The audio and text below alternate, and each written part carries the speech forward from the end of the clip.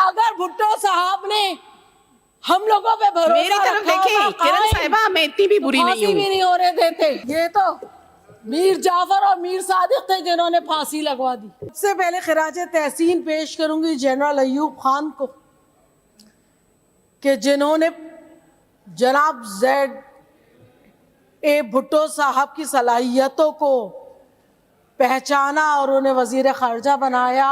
اس کے بعد خراج تحسین پیش کروں گی ذوالفقار علی بھٹو صاحب کو جنہوں نے یہ پہچان لیا، سمجھ لیا کہ پاکستان کا حجم بہت بڑا ہے، پاکستان کا حجم اتنا بڑا ہے کہ کرن اس صاحبہ، کا بجٹ پہ آ جائیں. 61% گنوا دینا چاہیے. شہید جمہوریت محترمہ بے نظیر بھٹو مسلم امہ کی پہلی خاتون وزیر اعظم بنی اور متحدہ قومی موومنٹ جو اس وقت مہاجر قومی موومنٹ تھی اس کی حمایت سے، اس کے ووٹوں سے بنی. اور دنیا نے دیکھا کہ اسی اسمبلی سے چند گز کے فاصلے پر سمو تلے میری بہنیں پائمال ہوں. اس اسمبلی کی ایک سابق رکن شازیہ پٹنی اڈیالہ جیل گئی جبکہ اس وقت وہ امید سے تھی، اس کا شوہر شہید ہوا تھا. اسی دور میں نسرین جلیل اڈیالہ جیل گئی. اسی دور میں 1992 کے آپریشن میں ہر روز چادر اور چار دیواری کا تقدس پامال ہوتا تھا. کل 19 جون ہے. میں کراچی آپریشن میں شہید ہونے والے اپنے ایک ایک ساتھی کو سلام کرتی ہوں. وزیر اعظم وقت کے سگے بھائی کے سڑک پہ قتل عام سے رکتا ہے. کرن صاحبہ، بہت بجٹ پہ آ ظلم جائیں. ہوا تھا. اس طرح کی میر باتیں. مرزا بھٹو کا کیلیبر نہیں تھا. چیئرپرسن صاحبہ بھٹو کا بیٹا تھا. سڑک پہ کسی ایس ایچ او نے کیسے مار دیا؟ کیا یہ مرزا بھٹو کی فیملی کے لیے ایک سوالیہ نشان نہیں ہے کہ وزیر اعظم وقت کا بھائی کس طرح مر گیا؟ ساتھ ہمارے لیے بھی قابل احترام ہے. اور بے نظیر بھٹو صاحبہ کے لیے اتنی اہم تھی کہ انہوں نے اپنی سگی بہن کے بجائے اپنی وصیت میں اپنے بچوں کا اور اپنی جائیداد کا گارجین ادھی فریال طالپور کو بنایا.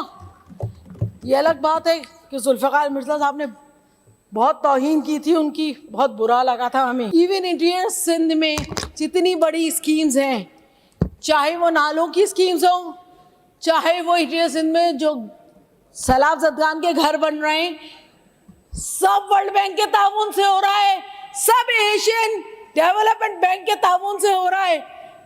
ابھی تو وہ پیسے دے رہے ہیں، جب ان پیسوں کو واپس کرنے کا وقت آئے گا تو کیا ہوگا؟ کبھی یہ سوچا ہے؟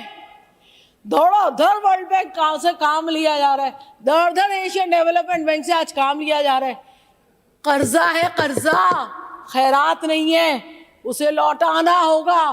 کوئی منصوبہ ہے کس طریقے سے یہ لوٹائے جائیں گے؟ خدا کے واسطے اپنے میئر سے کہو، ابھی بھی شاید 123 ارب روپے آپ لوگوں نے لوکل باڈیز میں رکھے ہیں، اب لگا دینا اس شہر پہ. شرجیل نام میمن صاحب چلے گئے، میں نے ان سے 10 بستہ درخواست کرنی تھی کہ آپ ہمارے ساتھ چلیں، ہماری چھوٹی 800,000 cc گاڑیوں میں بیٹھ کے کراچی شہر کی گلیوں میں گھومیں. اگر آپ کی ڈسک سلپ نہ ہو جائے تو مجھے کہنا، ہم سب سلپ ڈسک کے مریض ہو چکے ہیں. ایک تو سمجھ میں نہیں آیا آپ لوگوں نے کون سا بلدیاتی نظام لگایا ہوا ہے کہ سارے ٹاؤن یا تو جماعت اسلامی کے پاس ہیں یا پی ٹی آئی کے پاس ہیں، میئر آپ کا ہے. ہم تو فٹ بال بنے ہوئے، ٹاؤن چیئرمین کہتا ہے میئر نہیں دیتا، میئر کہتا ہے ٹاؤن چیئرمین کے پاس جاؤ.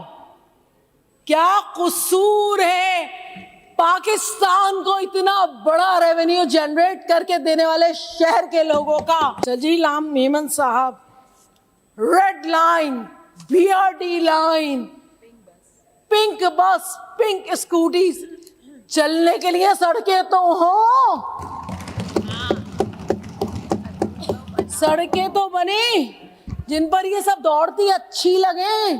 ہم تو کہتے ہیں اختیارات کو ضلعوں تک منتقل کر دو. ہم کہتے ہیں ڈسٹرکٹس کو بااختیار بنا دو, صوبوں کی جنگ ختم ہو جائے گی, ہر ڈسٹرکٹ کو بااختیار بنا دو, منتقل کرو اختیارات نچلی سطح پہ. این ایف سی سب کی ضرورت ہے نا, اسی طرح پی ایف سی بھی سب کی ضرورت ہے. 2 پی ایف سی ختم ہو جائے گا جنگ. مارو ہمارے منہ پہ نا, مارو ہمارے منہ پہ اسکیمیں, بناؤ اسپتال, بناؤ سڑکیں, منہ بند کر دو ہمارے. کہا تھا انٹر بورڈ اور میٹرک بورڈ کی اسکیمیں ڈال دو, بلڈنگز جھڑ رہی ہیں. جب تک آپ میٹرک بورڈ انٹر بورڈ کو کمپیوٹرائز نہیں کرو گے, نتائج پہ جھگڑے ہوتے رہیں گے.